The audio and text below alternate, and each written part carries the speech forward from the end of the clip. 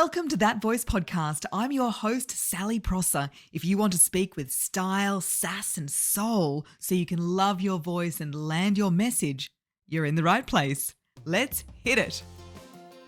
Hello, welcome back to That Voice podcast. A huge welcome if you are joining us for the first time. I am so excited to introduce you to a person who is the best in the business when it comes to selling from stage without being pushy or slimy or sleazy. He's worked with the likes of Amy Porterfield and James Wedmore. If you have online courses or an online business of any type, then you may have heard of those superstars. My guest's name is Colin Boyd. He has a new book out, which I'd highly recommend. Mine has post-it notes all the way through it. It's called One Presentation Away. Because the right presentation can make you mega sales over and over and over. And Colin shares a story about this. He also shares how speaking for low cost or no cost can make you money in the long run, and how to reframe the whole icky feeling that I know a lot of business owners experience when it comes to selling. It's like the dreaded S word, and it shouldn't be like that. Selling is serving, and we talk more about that today. This chat will really help you get out there and sell from stage. It's as the packaging advertises for this episode. And if you want to do it with confidence and learn the craft of speaking, then you get that inside my program, Soul Speakers. Actually, Colin's program, Sell From Stage, and my program, Soul Speakers, is a beautiful pairing. So settle in. Colin is such a vibe, and I know that you will bounce off the end of this episode with a zest to sell from stage. Let's do it. Colin Boyd, welcome to That Voice podcast. Thanks, Sal. I'm so excited to have this conversation with you. Likewise. You know, I've been part of Sell From Stage Academy, part of Elite, really enjoy your approach. And I know this episode is going to really change the way that people feel about selling from stage. Let's start off with the stigma around selling from stage and how even just hearing those words makes people go, oh, I don't know, that sounds a bit icky. Yeah, well, I think the stigma comes from that sense of, where people feel like they're trying to get people to do something that the audience don't want to do. It's like taboo, especially when I started out, because I started out as a keynote speaker, mainly in Australia, Asia Pacific area. And I started selling from stage at corporate events. At the time, I had a few other professional speakers come up to me and they were like, Colin, how on earth are you selling from stage? Like, this is something that shouldn't be done. And I would always set it up with the sponsor of the event to get agreement. Like, I don't just do it without permission. But it was simply always viewing it as just an invitation for the audience to take the next step. And it was never pushy, never aggressive. It was like, hey, if you've enjoyed this, then this would be a next step for you. And I would always have people come up to me and just thank me for going, oh my gosh, like I'm so excited about this next thing that you've got. And I started to realize the power of that. And I realized as well, I was leaving a lot of money on the table when I wasn't selling from stage. Yeah, it's really flipping the script, not feeling like the audience is doing you a favor by buying, but you're doing them a favor by offering what they want. And in your fantastic book, One Presentation Away, the foreword is written by Amy Porterfield. And I really love how she describes you describing to her that at its core, selling is about creating a moment of clarity for the people you're meant to serve. Yeah, well, for me, the concept of selling, like I said before, is an invitation. And it's an invitation for them to achieve their goals faster than they would have by themselves. And so the clarity is essentially your presentation should create clarity around where they want to go and the pain that they're in. And then when you make an offer, the next step, whether it be to buy a book, whether it be to download something for free, whether it be to book a consult, whether it be to buy a program, that next step represents them achieving the goals that they already want faster. And sometimes people feel bad about asking for money as well. And when I say selling from stage, I don't always think you have to make a direct offer. We call it a sharp sell, where you ask someone to buy something there and then. Like it could just be to book a call in. I know for me, I used to speak a lot at free conferences when I was speaking in Australia when I lived there. And I would speak at 4 or 5 conferences in industry events. And I would always offer a next step, and it would be to book in a call or a consult. And I would do a couple $100,000 in back-end revenue from every single speaking engagement. And I wasn't selling any products at the time. It was just being a book a call in. What most speakers did is they would present, they would get really nice feedback. People would write, 10 out of 10. It was so amazing. But rarely would it lead to anything else. And that was when I realized that I wasn't here to just entertain people. Like, I want to truly transform their lives. And so when you offer that next step, that moment of clarity comes where people go, oh, that's the next step I need to go to get to the result that I already want anyway. They're just offering a pathway to it. Yeah. And when did you first discover the power of selling from stage? There's a story in the book where at one event, it was almost 100% of people that took you up on your offer. Like, I mean, that's a conversion rate people dream about. Would you say that experience is the one that stands out? Yeah, I mean, in the book, I described the experience of where I spoke for the first time as a professional speaker. Like I said, I'd never spoken before. It was a free event, so I wasn't speaking to be paid. And I made an offer. There was about 137 people in the room, and about 125 of them gave me their details to take the next step. Now, that was a free offer. So I was offering them some coaching and some personal time with me. But I had no clients at the time. So it was just like that just made sense. And from there, I signed about 10 clients. That changed my life because it took me from, making a couple of $100 a month to making over 10,000 a month. But I remember for me, one time I got booked to speak in an event and they couldn't afford my fee. I think I was charging about 6,000 at the time. And I told them the amount and they said, no, we don't have a budget for that. And so I went into I did the sin of discounting my rate because I was kind of desperate. I was like, okay, well, what can you do? We've all been there. Totally. I think I negotiated like $2,500, right? Then they send me an email and say, Colin, we want you to do a pre-speech, to come into the office, do a pre-speech before you come to the actual conference. I'm like, a what? A pre-speech? And I've already given them like half my daily fee. So I'm fuming. I've just signed up to the worst client ever, right? I already had some big clients at the time. I'd spoken at HP and Coca-Cola and stuff. So I had a bit of I had some credibility. Yeah, so I'm kind of a big deal. I get paid for my services and now you've made me cut my fee and then you're wanting to get more out of me? What is going on? Yeah, so this is crazy, right, Sally? So I come in, it was their major conference. So they had about like 2,000 attendees. And I came in and I did my speech and they had some feedback for me. And it wasn't about how I spoke, it was some of the content. They were very conservative in what they wanted. And so I adjusted a few things, which was fine. And I remember heading into it, I thought of the idea. I said, I didn't make much money in this fee. I'm like, what if I sold from the stage? And I called the event organizer up and I said, hey, I've got a course that couples beautifully with this program that I'm talking about. I think it's going to help a lot of people in the audience. Call it a collaborative sell, where basically the event organizer comes on and talks about what you do, and then you basically make an offer there in the room. And he said, that sounds great. We've never done that before. So he was like on board. I did my 30-minute keynote, which I got paid $2,500 for, right? And I was annoyed. And then I did my offer at the end, and we did $92,000 in sales after the 30-minute keynote. And that literally changed my life. I was like, oh my gosh, I think I'm in the wrong game. Like, I was trying to be paid to speak, but I realized all the money was made in the back end. That one really blew me away, where I realized, wow, like the possibility of this was just incredible. And that client ended up being a multi-million-dollar client for me over the last couple of years, last 10 years or so. I've been working with them for over a decade. I'm still working with them, which is just insane. That one for me blew my mind of like what was possible when you get this formula right. Yeah, and it's so against what a lot of people, and even I share this with my clients, you need to be valued for your time. You need to be paid.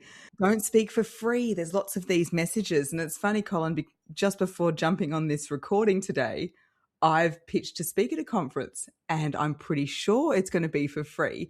Even a few months ago or before working together, I wouldn't have considered that. I would have felt that that was somehow diminishing my value by doing free speaking. I've been in business for many years. I've been paid to speak. Why am I doing this for free? But as you say, when you can start to be smart about, well, how actually can I make money from this beyond the fee? But it depends on the context as well, is because if you're being paid to speak as a regular keynoter, the audience that you're speaking to may not be the right audience fit for your product. But if you do it right, you can target the messaging in the presentation for the right person. So, for example, maybe your target audience is the HR director or the learning development manager, and the employees are not necessarily your target audience, but it's like you have to message your keynote so that the HR manager at the end goes, I want to get all of these 150 employees onto your implementation program that you mentioned throughout the speech. And then all of a sudden the keynote fee goes from, $10,000 for the keynote to $40,000 implementation program on the back end. And that for me was like my secret sauce. That's what I used to love doing, was turning maybe like a 5-figure presentation into like a multi $40,000-$50,000 contract on the back end. That was always my thinking. And it was like, I deliver value. I do what I say, and I'm not selling at the end, but I speak in a way where the event organizer comes up to me at the end and goes, can we talk about that thing you mentioned in the speech? Oh, so smart. So a free speaking gig comes in, or you've been asked to speak. What's a little bit of a checklist that people can do to see whether this is something worth them doing? I know audience is one. What else are you looking at? I think audience is number one. So like without a doubt, the right audience in front of you that's the make or break. I've had times where I've done presentations where it's just like been incredible sales, and I've done the same presentation to a completely different audience that wasn't the right fit and made a couple $100. And so it went from like 50,000 to like a couple $100 in sales. And so the difference of the audience is everything. But I will say it just depends on what level you're at, because if you're just starting out in speaking, like get as many reps as you can, get in front of as many people as you can. Because I will say that speech that I told you about, the one that I spoke for free at, which was really early on in my coaching career, it was like 17 years ago. That speech was to alumni graduates for Deakin University. It wasn't necessarily my target audience at the time, but there ended up being a director in the room from HP who was sitting up the back of the room. He called me up 4 days later. He got a hold of my contact details and then booked me for a 5,500 person speaking engagement with HP about 4 months later. You never know who's in the room is the short answer. You just never know who's in the room. And I think when you're early on, get as many things under your belt as you can.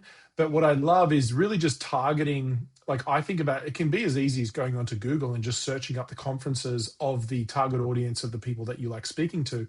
And a lot of the time, I think the most money is made in the breakout rooms, not on the main keynote. I read that in the book and I've pitched to do a breakout room. Yeah, they're awesome. I love that. Yeah. So you read that in the book and applied it right away. I love that, Sal. Yes. So yeah, the breakout rooms are where all the money's made, because you have a lot more freedom, a lot more time, and you can actually make an offer there. It may not be a direct offer to buy something, but it's to book in a call or, to qualify. Yeah. So the checklist I would say is, first of all, is audience fit for your services. That's number one. The second thing would be the size of the audience, right? Is how many people are going to be there. And then the third thing is just looking at what level you are in your business and whether that investment is worthwhile, because it might cost you money to actually go and speak at the event.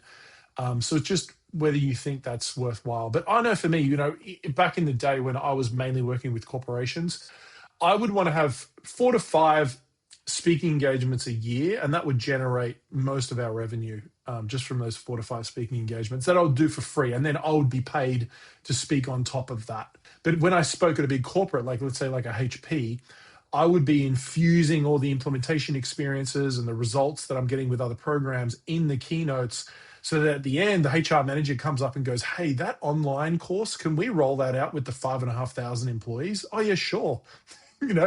And like, it just becomes like this ball that just keeps rolling.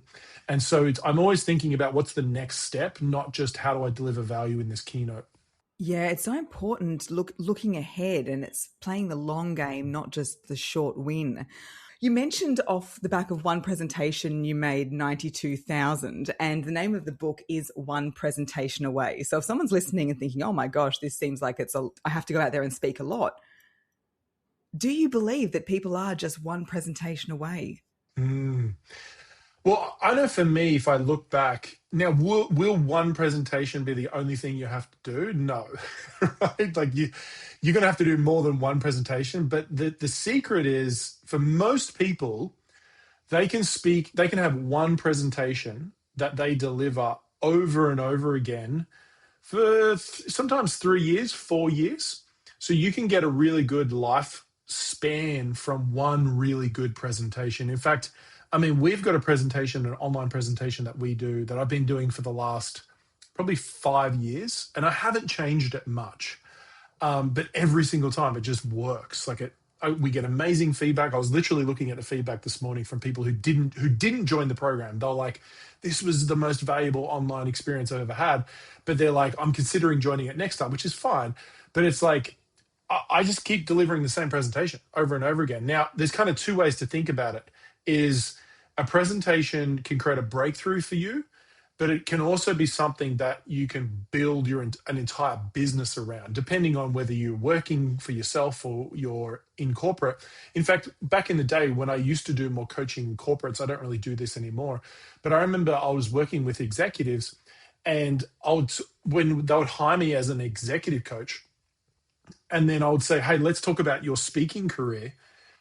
And they were like, "Oh, I haven't really thought about speaking." And I would get them to apply to conferences in their niche and start presenting case studies from their organizations and start speaking at events. And they don't want to be a professional speaker. They're not even getting paid to do it. But they would get off stage and get 3 to 4 job interviews at like 50% above their current salary, because they're positioned on the stage as an expert. They've got case study examples, and you just build leveraged rapport. And so whether you want to run your own business or whether you want to be an executive or, in that space, like, speaking is such an incredible pathway to create leverage, influence, and connection at a faster level. Yeah, and worth pointing out that the stage can be, the virtual stage, and it can even be the phone, like social media as well. And have you noticed any trends in this space? Like, a while there, everybody was doing the one webinar to the course. Are webinars still working? Are people looking for more in-person events? What sort of patterns are you seeing at the moment? In-person experiences, definitely there's a resurgence, especially with just people, coming out of the post-traumatic stress of COVID, and then even AI increasing. Like, people are desiring authenticity more than ever, and they're desiring connection, a real emotion experience like that. As AI increases, there's a juxtaposed response to that, which is the desire for connection and authenticity. And so, yes, in person, but like I said, that's, it takes a lot to put that on. And so I usually don't recommend that for the first, time that someone runs it. But in saying that, if you can get 5 to 10 people in a room, you can make a lot of money. If you've got a mid to high ticket experience for people. I mean, in terms of the different formats of like a single webinar, like a 90-minute presentation, or a multi-day event, or a workshop, like a 2-day workshop, or a 5-day challenge. I mean, there's so many different formats of it. And the short answer is that they all work. They just all work. It just depends on what you're selling. One of my clients, and she's become a really good friend of mine, it's like a $15 million business now. And she runs it all off one presentation, one webinar. She runs the same webinar. It's Monday morning. She runs the same webinar live. There's no recordings. She runs the same webinar every single Monday morning. And then she goes to book a call because they have a $10,000 offer. She's been doing that for 3 years now, the same webinar live. Wow, how are they filling that from ads? Oh, they probably spend 50 to 80,000 a week on ads. Yeah, so they're filling it completely from ads, cold traffic.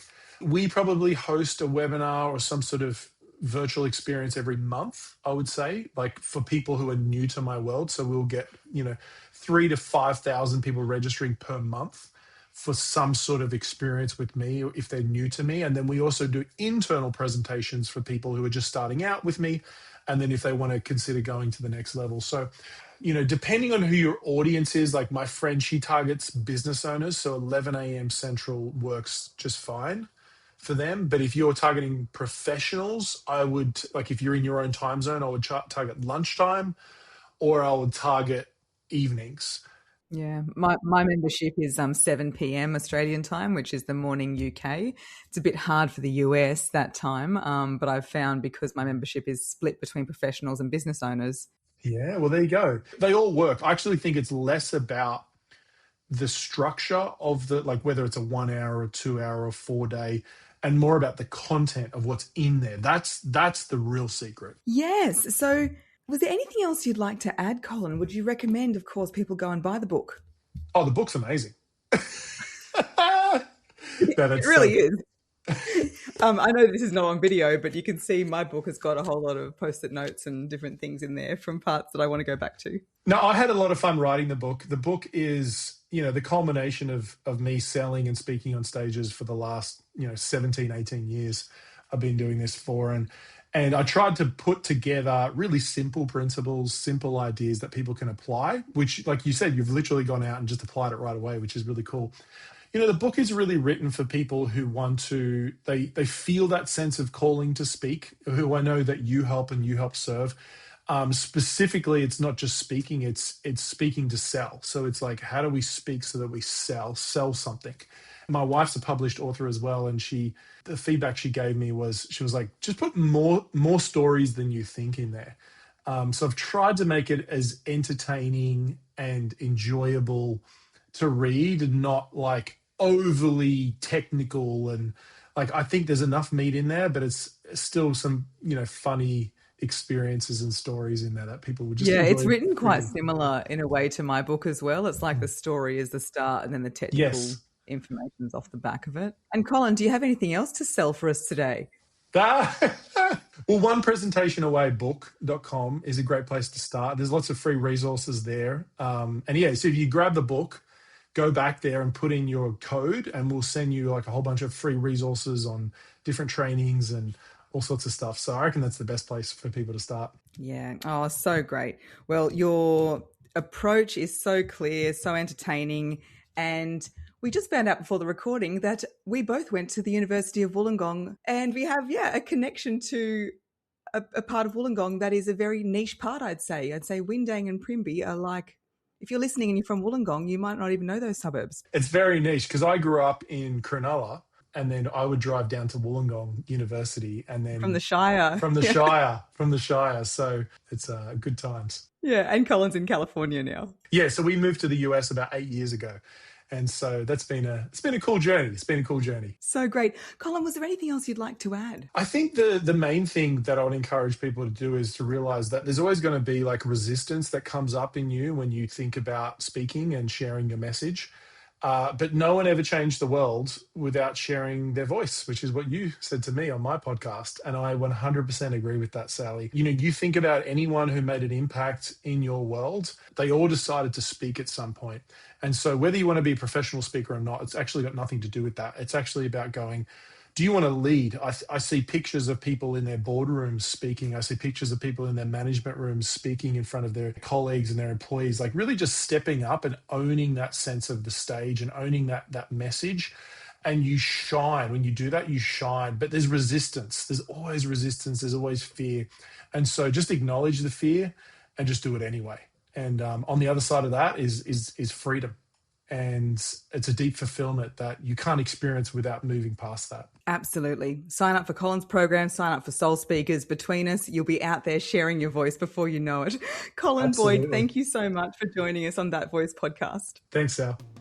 Thanks for listening. If it resonated, please share on your socials and tag us at That Voice Podcast on Instagram. And for episode details, hot off the drop, straight to your inbox, leave your email at thatvoicepodcast.com.